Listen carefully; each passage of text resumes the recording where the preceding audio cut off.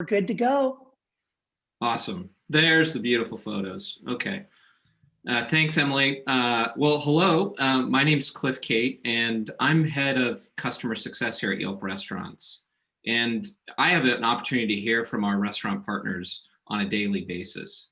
You know, I hear their challenges and frustrations, particularly in 2020, but I also hear many success stories. And those success stories are continuing to grow as we're getting smarter of kind of surviving and thriving during this pandemic. And with what's undoubtedly been the most challenging year kind of ever for restaurants in 2020, it's these success stories that I find so inspiring. I'm constantly reminded that restaurant owners and operators are some of the most resilient, resourceful, and creative people in the business. So today I'm joined by two of those people, Tila and Josh Kopel. Josh, thanks for joining us. Do you want to let everyone know a little bit about who you are and what you do? Maybe we start with you. Yeah, sure. Good afternoon, operators, friends. I'm Tila, 25 years in the industry. My parents actually started Thai food in the 60s in the States. Went off, I'm going to give you the very Cliff's notes to not waste anyone's time. French culinary school, Japanese culinary school. I've operated within fine dining, casual dining, hotel, casinos, B&I, CNU, college, university, business and institutions. I have currently also, do media, so a few shows on Food Network, and also have a partnership in Payway Group, which is 130 restaurants around the country. So there's a very short bio. Thanks, Cliff. Impressive. So, and Josh? Hi, I'm Josh Kopel. I was based out of Los Angeles. I'm the host of the Full Comp podcast. And prior to COVID, I was a Michelin rated restaurateur. I, like so many other people, lost my restaurant, and it came as a surprise to me, like it did to so many other people. That inspired me to start asking questions from people that I thought were much smarter than me and far more successful than me. That is what led me to Chef Jet. And that's what led, initially to the Full Comp podcast and everything that's come after. So I'm excited to be here to share and to learn as well. Awesome. Yeah, and that podcast, you can obviously find it wherever you listen to podcasts, but the interview with Jet was awesome. So let's dive into, we've got probably about a half dozen questions that were pre-submitted, and let's go through these. So this first question is how do you suggest I break through the crowd when everyone's trying the same thing? You know, we've all heard about kind of the pivot to takeout, the pivot to delivery, meal kits, etc. So this is a great question. I hear this all the time. Like, how do you really stand out in this environment? Jet, you wanna start? You're on mute. There we go. I'm unmuted now, so I'll take a stab at it. Yeah, look, I think the key, right, is differentiation. How do you do it? I think there's a few different modalities. I mean, obviously your brand, right? What do you do? How do you do it? I also always look at who is my competitive set, and within that, certain criteria. How am I breaking out? Where's my food? What's the public perception of my business? And is there any way I can bolster that? And those are the beginning points for me. I think there's a lot of free tools out there that I think we're going to touch on later as well. But you differentiate by all the things I talked about. Who am I? Am I doing it better? Am I doing it differently? Are people noticing that I'm doing it differently? And if I'm doing it differently, how do I get the word out? Those are some of the first kind of things that come to mind when I see questions like this. We can go back and forth with Josh, and I could fill in, but I want to keep it nice and concise. And those of you that are out there, if you have any questions, the chat really is a great place to put it, because we will slide it in. Because if it's in the chat, we can get to it. Josh, anything you'd add there? I would love to.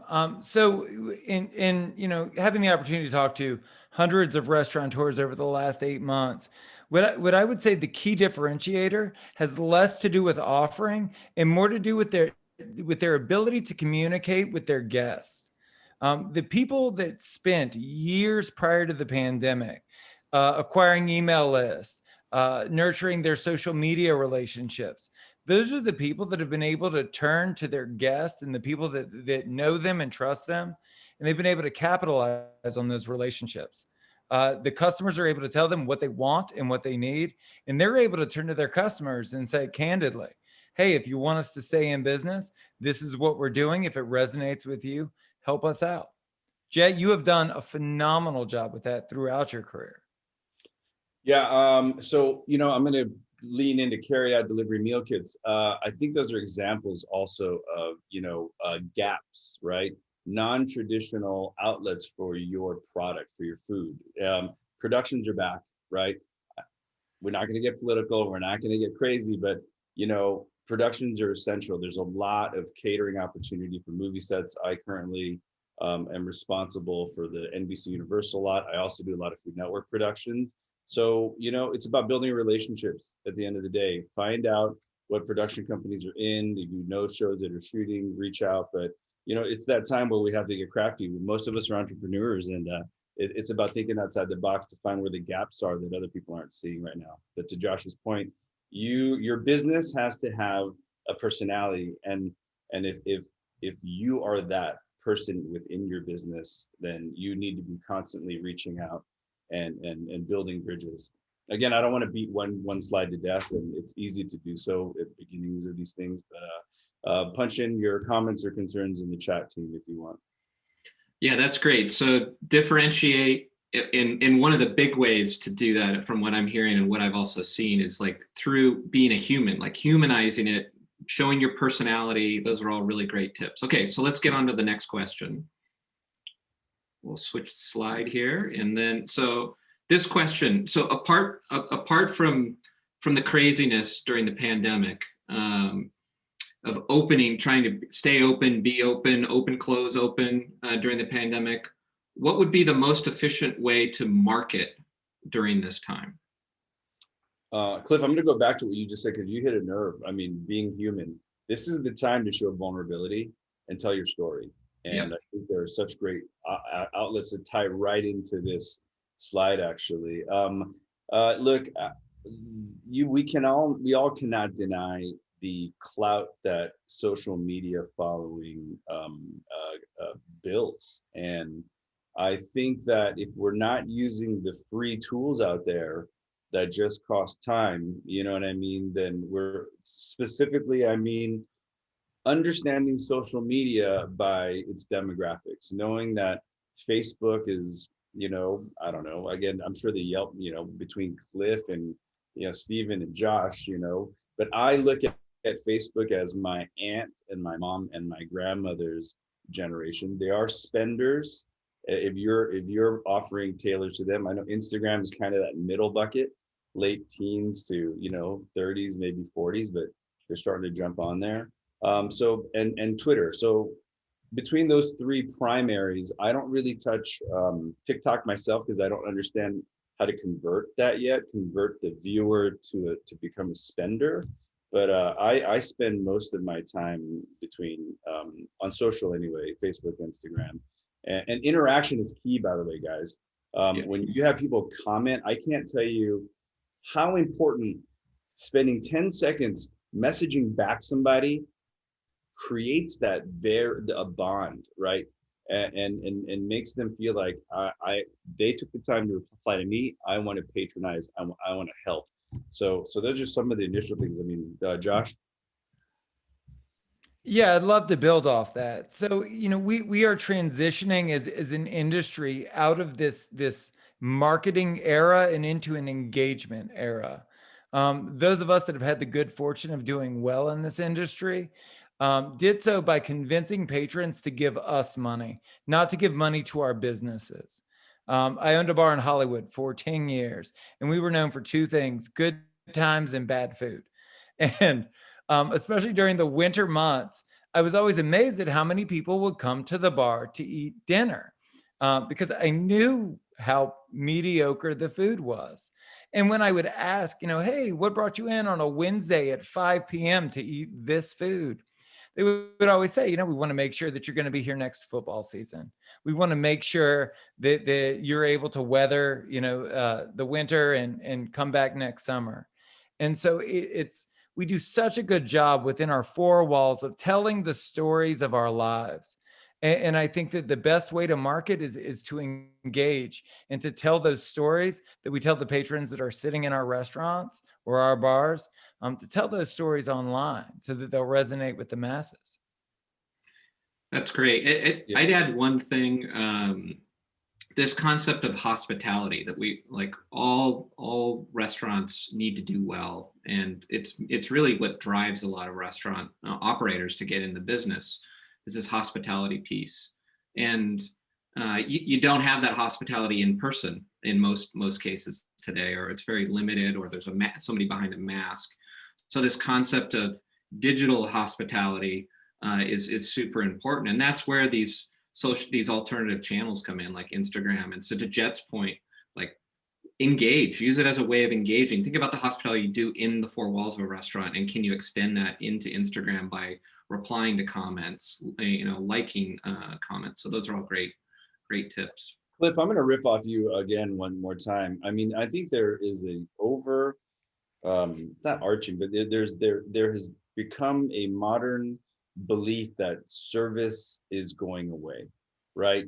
Service is becoming less personal. I mean, I'm in my mid 40s, and I feel like I'm that last of that generation who's worked for those really big guys that really believed in, hey, within 6 feet, look in someone's eyeballs and shake their hand. Give them a greet, say thank you, please can I put you on hold. It's these little psychological, the intangibles or the tangibles, but if you can convey a sense of service and creating an experience, even in these small ways, like responding to people's comments, how you reach out, the story that you tell. But again, I think we're going to get into this as well, but your reputation could trigger the first buy. And that's why, your reviews, all that, you got to keep everything tip top. If someone has a negative experience, get it and engage in a very friendly way and say, look, I'm sorry that happened to you. What can we do to fix it? Or if it's someone that is not reasonable, tell your story in return in a very cordial way. All these things matter. I believe they really do. Yep. 100%. Can I riff off Jet one more time? Because I think that the way you do business, especially the way you do business online, it's such a great model for other people. This last Thanksgiving, despite all of the horrors that we've seen this year, was an amazing Thanksgiving for me, because I looked like a golden god when I carved that turkey. And I did it because Jet showed me step by step how to do it online. And he wasn't selling turkeys or selling the knife that he used to cut the turkey or the stuffing. He was providing value. And there's a huge lesson to take from that, because what I have seen Chef Jet do time and time again is provide value with no expectation of getting anything in return. And in providing that value, his audience has paid him back. I mean, huge, I am sure. Hope that helps on that. Thank you. Very kind, Josh. You're making me blush, brother. But you're absolutely right. I mean, it is providing value. We talk about it as business operators. What is the added value, right? What are those perception of value? All these things really convert to sales and convert loyalty. Yep.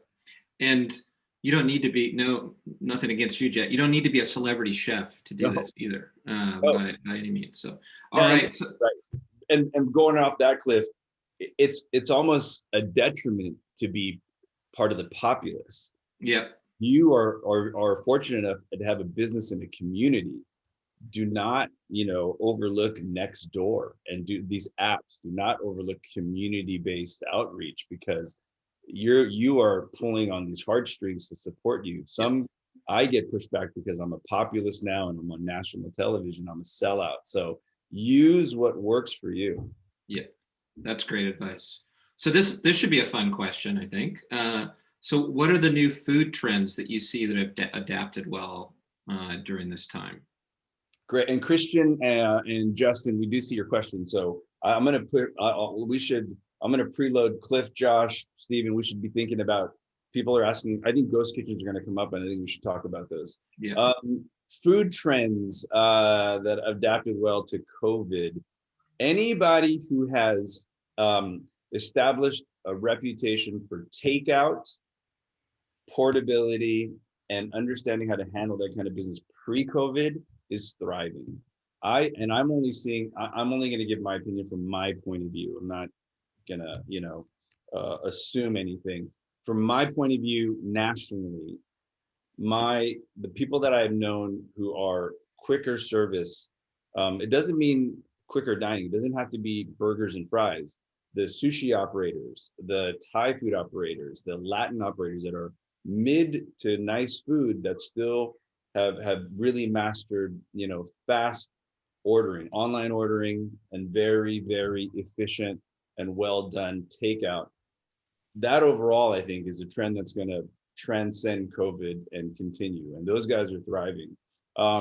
Food trends, we'll go for it. I look, spicy, no matter what, because Gen Z now is getting into getting older, and they're starting to have money to start, creating transactions. Give me the millennials now are in their 30s and 40s. The spicy, ethnic is not ethnic anymore. Plant-based will continue. Food is medicine, fermentation. I'm not going to write a dissertation. Josh, go for it. Cliff, go for it. So the two trends that I see to nerd out are one is a much higher price point. So people are actually dining at home. It's not about like the utilitarian act of eating.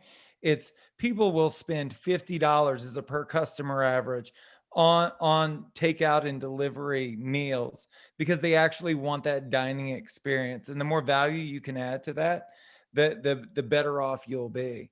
Another big trend I've seen is par cooked food. This pseudo catering-esque large format where you throw it in the oven when you get home for 20 minutes and it's like fresh out the oven.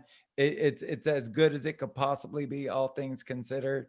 I've seen that do really well. Also, to build off what Jet said, the concepts that I've seen do incredibly well with delivery and takeout are the concepts that have embraced it as an opportunity. They're the people that aren't using it as a function of survival. They're saying we do food and we do people really well. Let's find the intersection of that with takeout and delivery, and let's create a really memorable moment for the people that are ordering from us. Those are the folks that you're seeing that are doing world-class work right now. Yeah, and getting. Go ahead, Joe. Sorry. I was going to say getting that kind of average check size up.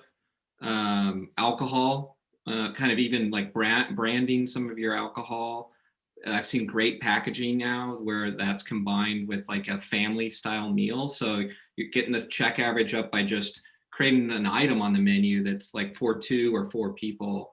Adding alcohol onto that's going to kind of obviously elevate the cost. And then there's a local restaurant which I love, which does your idea, Josh, the par cooked meals. But he accompanies all of them with an Instagram story where he kind of gives you the story behind the meal and even a few tips on how to prepare it. So yeah, I mean, differentiation, right? I mean, because people can't dine at home. Yeah, I mean, look, we've done $50, $80 check average meals in-house. Very particular, you can differentiate in packaging. Take swings, take a 10% of your menu or an opportunity to do something a little different, right? Because that might be the thing that makes it interesting. Like Cliff said, tie it back. If you already have a really great social media following, leverage that by saying, hey guys, next week we're doing, X, Y, I'm going to do a tagine and this and that, cook it on camera, make it real, create an expectation. I think there's a lot of opportunity there. I'm going to interject that and go ghost kitchens, Cliff, Josh, because we do have a question from one of our guests about. Are they in there? Is that in there? Is that in the slide? Because if yeah, not, we'll get to this, but why don't we go to the next question? And Ghost Kitchen's question's the next one after this one. So I like this question because now we're starting to pick our head up a little bit and think about the future. So kind of top tools coming out of COVID to kind of help survive, and I would even argue like grow and accelerate the growth. So any tools that you're liking? Josh, you want to take this one first? I'll start high level. And I think that as restaurateurs, we're all asking the same questions. What can I delegate? What do I no longer need to handle? And what should I be bringing in-house? The tools that I'm most excited about are the things that give us control of the customer service experience end to end, and the things that are giving us the data that we need to be able to service our customers, as well as our customers' data. There are a bunch of platforms out there that are enabling people to do in-house delivery, either through independent contractors or through utilizing their own staff. I think that those are going to be critical evolutions in the near term and in the long term. And it's also been great to see, when dine-in does reopen, things like Yelp's waitlist app, because that is how people are going to want to dine in the near term. Yeah, I mean, I see one thing that's going to carry over is, getting your tech up, right? Staying with QR driven menus, staying with, real-time digital ordering, any of those things that, is going to create that, the young people want that kind of fun tech experience. They want to be disturbed less, they want faster transactions. And all these things I think add, really hit top line, which could bottom line. Every time, like I've survived 3 of these crazy, either economic boom busts or crazy cycles. The pent up demand is going to serve those that have survived. And usually what happens out of these things is the efficiencies that you find will carry over.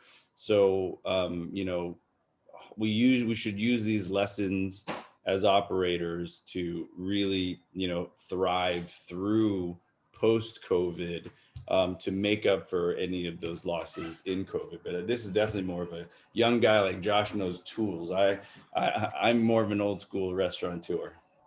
Yeah, Go I ahead. was going to say, what's the expression? Don't let a crisis go to waste. I mean, you're seeing a lot of restaurants kind of retooling.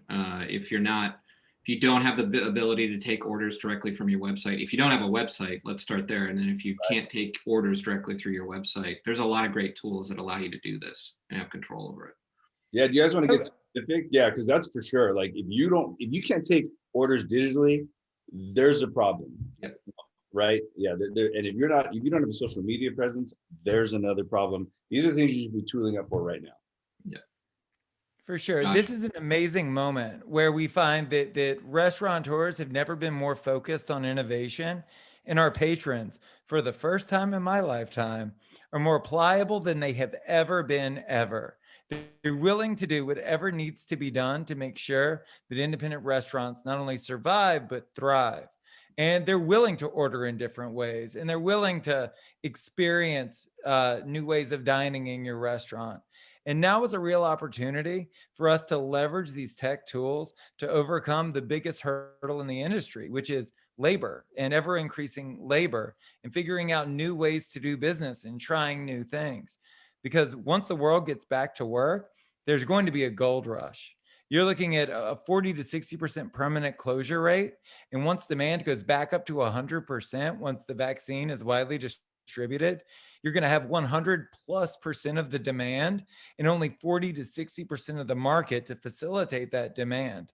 So people are going to be busy and they need to be efficient. Yeah. Yeah. I mean, right now, to get a little granular, if you have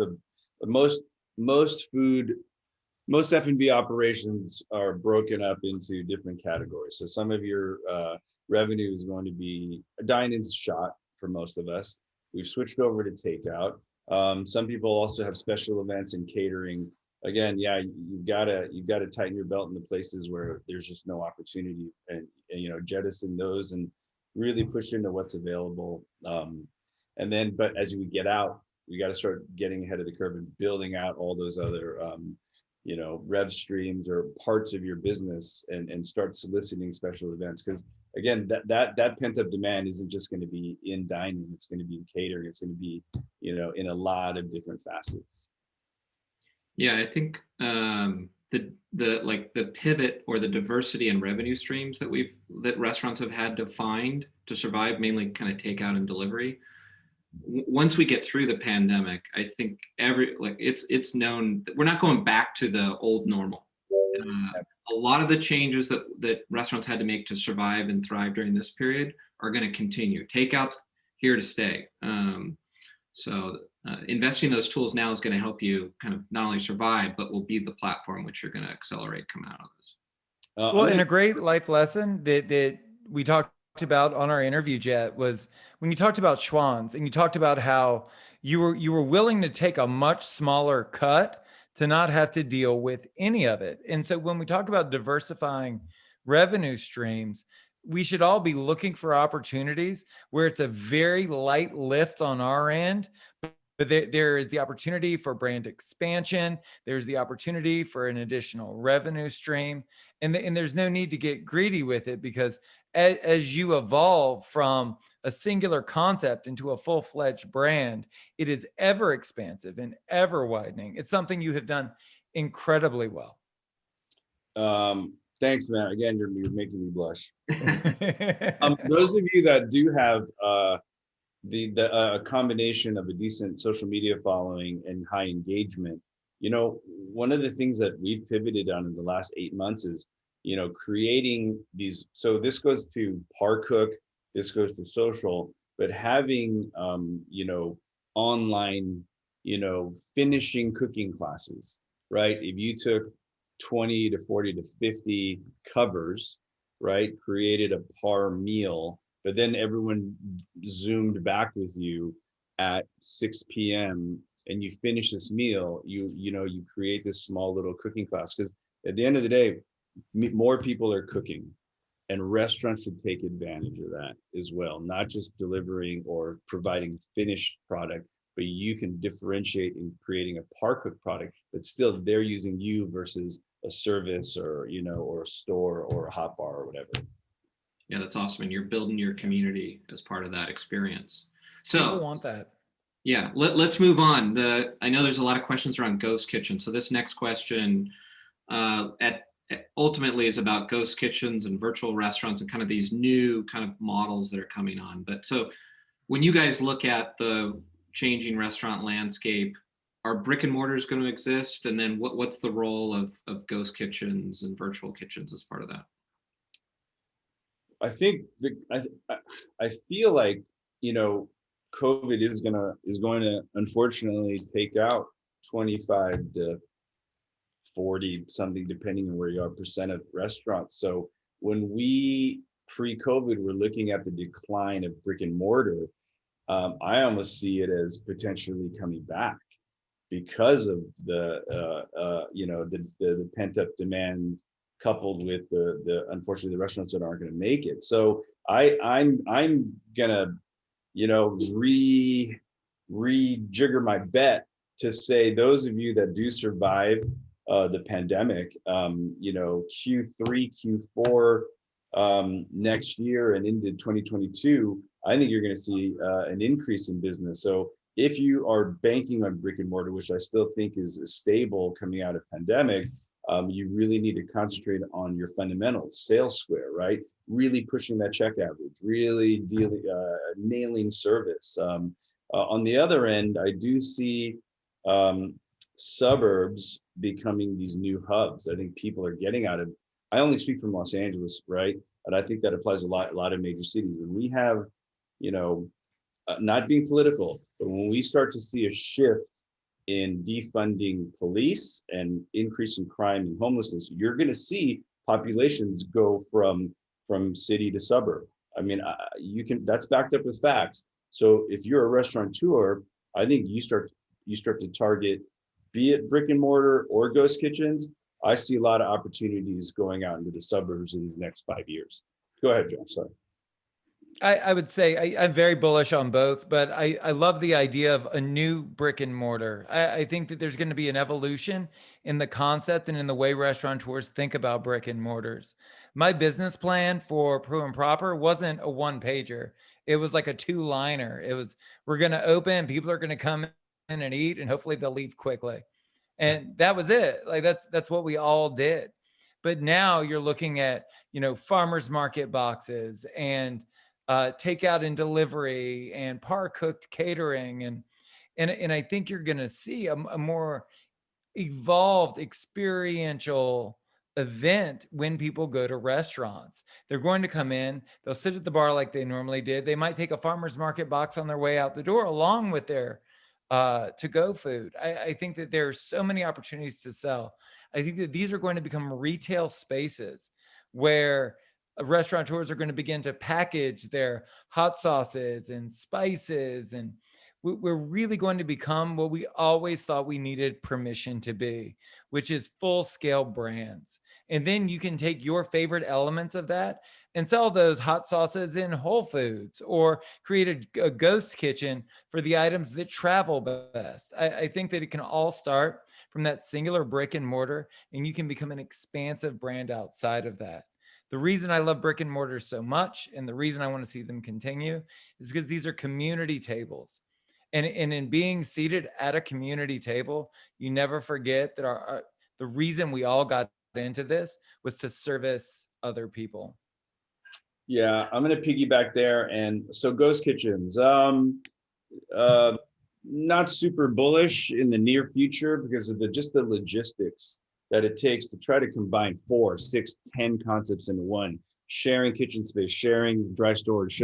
I've been invited to do these. I've actually started to set these up. They're not easy, but one thing I'm seeing is, how are you utilizing your square footage in terms of time of day and in terms of offering, right? I'm seeing brick and mortars become ghost kitchens for a complementary business, right? You have a nighttime dining brick and mortar, daytime underutilized, a bagel place sets up shop, and they figure out a way to make it work. I think there's also a lot of synergies, to Josh's point of complementary brands. Is there a local bread person that can be using your shop as a place to feature? Maybe there's a small percentage of that guest that knows the brand but doesn't know your brand. There's some synergies that make your kitchen potentially a ghost kitchen. To Josh's point, a retail store. With the regs changing with alcohol, and takeout, there's ways to leverage this post-pandemic. Yeah, and I'll add 2 things from a Yelp standpoint. It's said a few times, like, we see the diner demand is there. Like, if you recall back in June, when like there was some exuberance about being able to go back out and eat, demand popped at restaurants, and it's there's still going to be this pent up demand. But I think what we're all saying is, you need to diversify. You can't be a one trick pony, as Josh's restaurant was early on. You've got to think of all these other things. And obviously not all the ideas are going to be right for you. Pick the ones that kind of play to your expertise and strength. Don't be scared to try. I mean, what's it that can happen? So that's probably some of the, like, that is the money advice right now. It's like, be bold, don't be afraid, like, try, get out there and try and learn. So let's move on to the next question. So this one's about seeing a lot of restaurants partner with other brands recently. We've actually kind of just touched on this in the last question. So anything else you'd want to add around independent restaurants exploring brand partnerships? Yeah, I think synergies become, are positive when they create a halo effect, right? Firstly, do they make sense with your brand? Are you doing it because it just feels good, or are you doing it because it makes money? Because at the end of the day, we all have finite amount of capacity. Don't do shit that's not going to be make, you know what I mean? Should be a double win. It shouldn't just be a single win. And I do think that, most people are looking to feel good. So is it a community story? Is it, what are you offering that makes people, want to participate, and how does it make them feel? And, I'm always looking for at least 2 to 3 wins if I'm going to do a partnership. Yeah, it's consistent with some of the other advice you gave. It's got to have kind of a unique position in the partnership, and in a lot of ways, the best ones kind of are humanized. You're kind of selling your own story through it. Josh, anything you'd add? No, I think you nailed it, Jet. All right. Emily, we've got 2 more questions on the prepared side. I know you've been watching the questions as they've come in. What are your thoughts? Do you want to pluck off a few of the other questions, or you want to? Yeah, I think we've answered the 2 first ones that came through. I'll let you guys run on this question. I just wanted to make sure that everyone knew that it was the 40 mark, but let me tee one up while you guys are moving on to this second to last one we had queued for the group. Does that work? Yeah, that's great. Sure. Awesome. So this question's, online reputation. We've been touching on this, but how important is my restaurant's online reputation to today's unique business climate? Josh, you want to go? You want me to go? I'm happy either way. Yeah, I mean, just real quick, because I'm sure you have a lot more to add here.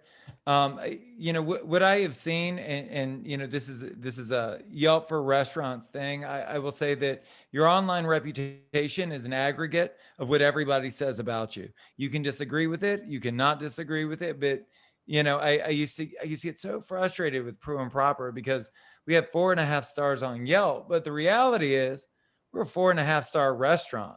And that's only going to change when we have leveled up to become a 5-star restaurant, and we have done it for long enough that it's resonated with the audience. Because I can tell you, Bestia, who was right down the street from me, was always a 5-star restaurant, and so I think it's incredibly important to take the criticism well and understand that any positive or negative feedback is the truth as that person that wrote it sees it. And I think that empowers you to do something about it. Yeah, I couldn't agree more. I mean, as having multiple concepts that have online reviews, it is an aggregate, but if you start to see a pattern emerge, we put aside your pride and truly open your mind to potentially there's something you could do better. But yes, it is your reputation. So I think the simple answer to this is it's extremely important, and you have to address it. And I will stress one more thing back is engagement. There's opportunities online to reverse a negative experience. And I take a lot of time in just personally answering people, and just that little bit of attention can change their perception. And also whoever's reading that later on, you've created a halo effect for your restaurant.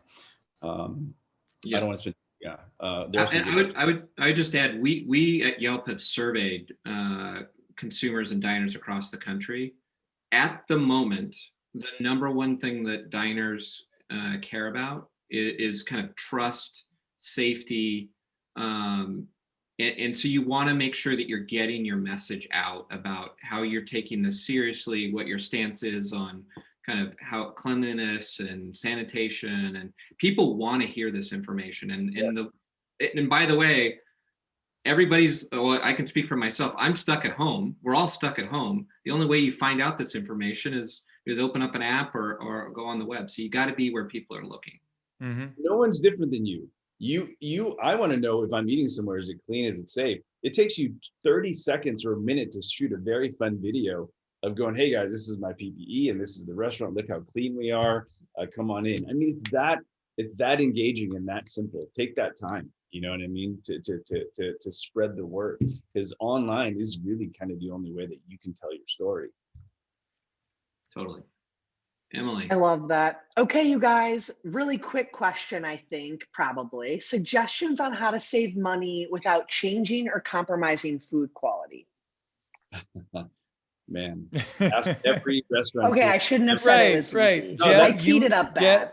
I will answer that. I will take a stab, Nicole Whiting, thank you for the question. I'm always asking myself in every operation that I'm involved in is, what are we promising and are we hitting that expectation? And there always are ways to find efficiencies in between that question and that answer. So if I'm not sacrificing food because I'm promising the best of the best, then can I find it in packaging, in what are the costs where can I find it? If it's a faster food, which I'm involved in as well, am I doing the best in my competitive set or better? If I'm already bettering, are there efficiencies and some cost savings there as well? Being a restaurateur, as we all know, you got to swallow your pride, because the bottom line is extremely important. And if it's not to you, then good luck to the longevity in this business. But I think there's always ways to find efficiencies if you can swallow some pride and have a very open-minded way to look at your business from the outside in. It's a broad answer, but it will help some. Thanks, Jed. And I would say the other side of that coin is, once you've done all of that, if you're still not making enough money, maybe it's time to raise prices. I think that there's so much fear around raising prices or pricing yourself out of the market. But, as we move on into this new world, this post-pandemic era, I would hope that we would price in a way that we make a healthy profit, and that we're able to provide subsidized health care, and that we're able to make sure that our team has what they need in order to be able to survive, and that we do too. A story from my own life. I opened a fried chicken concept, fast casual, called South City Fried Chicken. And we were rated by LA Weekly the best fried chicken sandwich in LA. And we charged $16 for it. And a year and a half after we opened, we closed it down because we priced ourselves out of the market. But that was what it was. I wasn't willing to sell it at a loss. I wasn't willing to sell it at a break-even rate. And the biggest evolution in my professional life has been that I've become more afraid of doing bad work, or I've become more afraid of working myself to death with no opportunity for profitability than I have in actually closing the concept. So I would say that there are some compromises that we should probably not make anymore. I'm going to jump in really quickly. Brass tax stuff. Are you talking to landlords to lower rent? Right? Are you going to every single vendor? Are you going to every single service and saying, hey, times are tough? Are you running a menu mix constantly? Are you doing a competitive set analysis weekly? I mean, again, it might not be, there's so many things to look at as a restaurateur. I don't want to ignore anyone. So Ted, when pet peeves, bloggers, I'm not going to give you three, but using someone's clout to try to get a free meal, that pisses me off. That's just me. I'm not answering for Yelp or anyone here. And John, Western New York, 10 o'clock mandate shutdown. How do I get through New Year's? Message. Tell your audience to get your orders in early. Offer something great for New Year's. Push it really aggressively. Give them value and tell them to get there early. And those are I just want to make sure I got the other ones that I read. So, you know what I mean? Yeah, no, you're good. And I think there was actually one question that came in during the conversation that we weren't able to address, so we can do that one now as well. They were asking about getting connected to other catering companies. So they've been in the industry for a long time, and they wanted to take opportunity of slow time now to book a meeting with like-minded catering companies all over the nation. I know you guys have done collaborations and things like that. So maybe any advice on how they could get something started in the catering industry? Pounding pavement, man. Like there's, it's real. Doing your homework on Yelp and LinkedIn and social, and and reaching out and forming relationships. That's that's one way to do it. Go ahead, guys. Sorry. I would say I agree. It's pressing flesh. It's a one-to-one relationship. People ask me all the time, podcasters reach out and they always ask, how did you get this guest on the show or that guest on the show? And it's the same answer for everyone: begging. It is about creating an authentic relationship. When I reached out to Jet, it's not like I sent him a form email. I was like, You know, this is what I'm doing. This is why I think you would be great for it. This is why it would matter to the audience. And it resonated with them. And I think that the same is true in B2B sales. You know, it's the difficult thing about B2B is you're not trying to reach millions of people. You're trying to reach hundreds of people. So look at that as a strategic advantage and reach out one-to-one and say, listen, I love what you're doing. You did these things. I think they're great. I think I can add value in this way. Let me know if you want to talk about it. It's a longer process, but it's far more fruitful. I'm going to flip it too, guys. As a brand, small, medium, large, I also don't like to say no to opportunities, any media opportunities, podcasts. You know, hey, can I shoot here? You know, without some crazy giant fee. I mean, you know, I don't say no to a lot of things that make sense. Sometimes, even if I'm on the fence, if I've got the time, I'm going to say yes, because you don't know who's going to see your business, when, how, and what you're either going to get a warm fuzzy, they're going to get a warm fuzzy from it or not. And these all translate to potential clients, etc. We do have a few other questions that rolled in. What should we do about a disgruntled employee that spread a rumor we were closing permanently and it's negatively affected our business? I would assume you guys have dealt with disgruntled employees in a variety of capacities. Maybe you can speak to this directly. Yeah. Tell your story on your platform. B, this is where you can use bloggers or digital media, because first thing they're going to do is, you know, I'm just going to use my name as an example so I don't put anyone out there. Tila closing on Google, right? And then so if you have posts titled I'm Tila and I'm not closing, or I'm going on Josh's show and saying, make sure you are really you're titling things that you put out correctly, because they all become, you know, the algorithms are always looking for combinations of words. So use those words to your advantage, but tell your story, engage, fight back in a nice way. And I think that's how I've done it in the past.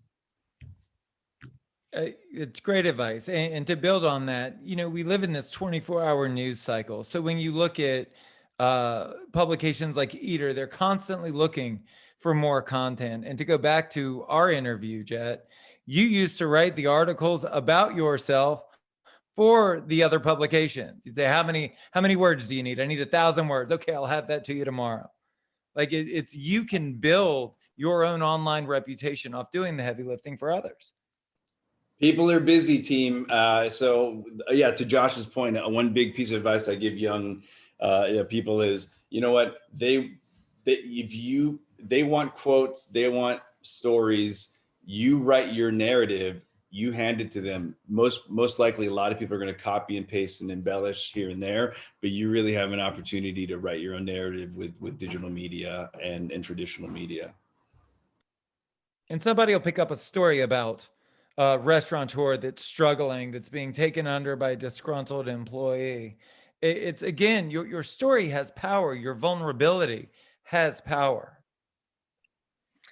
Very important. Okay, two really good questions I think we can close out on. The first one is about cities facing severe restrictions. What tactics have you seen that have changed political minds to help restaurants operate safely? Any insight on that at all?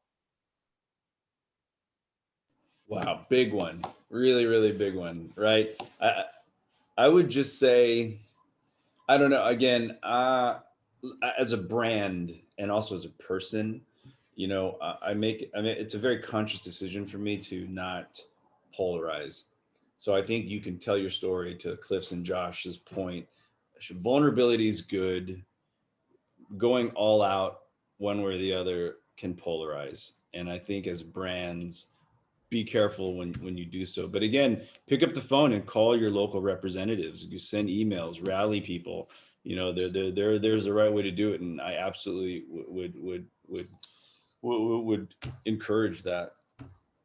Something I would jump on with quick, just from my perspective, I know a lot of the state restaurant associations that I work with are doing a lot in the policy and political communication space. So maybe even just connecting with or reaching out with them.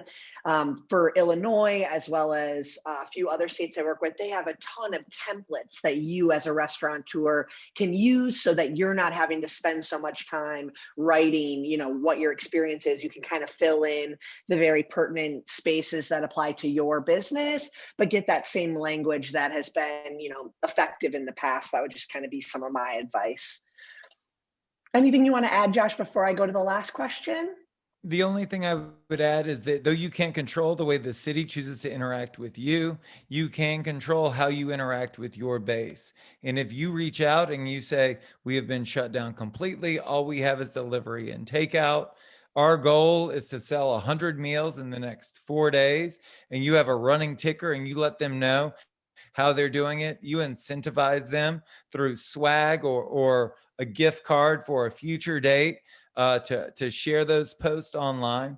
You can galvanize your base. If we have learned nothing through this process, it's that the American people love independent restaurants and they want to see them succeed. So people vote with their money. Give them a reason to vote for you. Everyone, I'm just going to give you a time warning. It's about 5 minutes to the top of the hour. We are going to send the recording of this out. So if you need to jet, you'll be able to see the end. I want to give you guys this last question about a Mongolian grill concept that was very much experience-based. But I also want you both to be able to close out with how you're feeling about 2021 and if it's positive, something you're excited for. So before we get to that, this is just a really experience-based restaurant, which I think a lot of you can probably identify with. Guests want that hands-on experience, it sounds like, and they've tried a few different things, but are getting a lot of disappointment and rejection saying it's just not the same. Any insights around maybe working around that or creating a better message that kind of oversights what those people have been saying? Maybe a new experience that you can get them to rejuvenate? Yeah, I think the first thing you can do potentially is create that experience digitally, right? And there's a fine line though, right? Because if you don't have a lot of tools like good cameras or lighting, and you know what I mean, it can feel hokey. So be thoughtful about crafting an online experience, an audio-visual experience, and then maybe with certain concepts simplify, because there's certain concepts that don't translate well to digital ordering. Find a way to simplify where you still can create an experience. Because I ordered pho the other day, and instead of the restaurant traditionally had like 20 options, they went digital and they pared it down to 8, and they made that experience a little more seamless, and they still created variety. And I think those are opportunities. It's a great example. Josh, anything you want to add? Otherwise, hit me with your 2021 feelings. I don't have the answers, but I know that your customers do. And so one thing that has served me really, really well at Pru and Proper in creating that product market fit was that we would do in person, but now you could set up a Zoom call with your most engaged customers and let them give you the answers. Give them each a $25 gift card for 25 minutes of their time. Let them give you the answers because they understand your brand as much as you do, and they want to see you survive. So they'll tell you what resonates with them. But what I have found time and time again is it's your audience that has all of the answers that you're seeking. It's a great point. 2021, I feel that there really is some light here at the end of this tunnel, with the vaccines that are rolling out. So 6 months, 3 months, but until then, do and try to implement all the things that the five of us have been talking about, the four of us about. Are you optimizing? Are you reaching everyone you can be? Are you engaging where you can be? Are you using all the free tools that are out there, or the tools that that don't cost a lot of money? But 2021 is going to be latter 2021 is going to be great for all of us that are still here, and that'll continue deep probably into 2022 3, but we're again, there's going to, on the backside of this pandemic, we're going to have a huge amount of pent up demand, and be sure you're in the right mode to leverage that. I think that's great advice.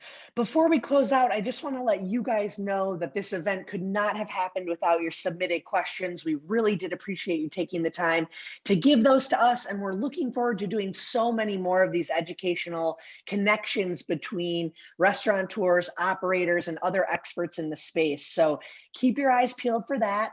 Cliff, anything you want to send folks with before we sign off?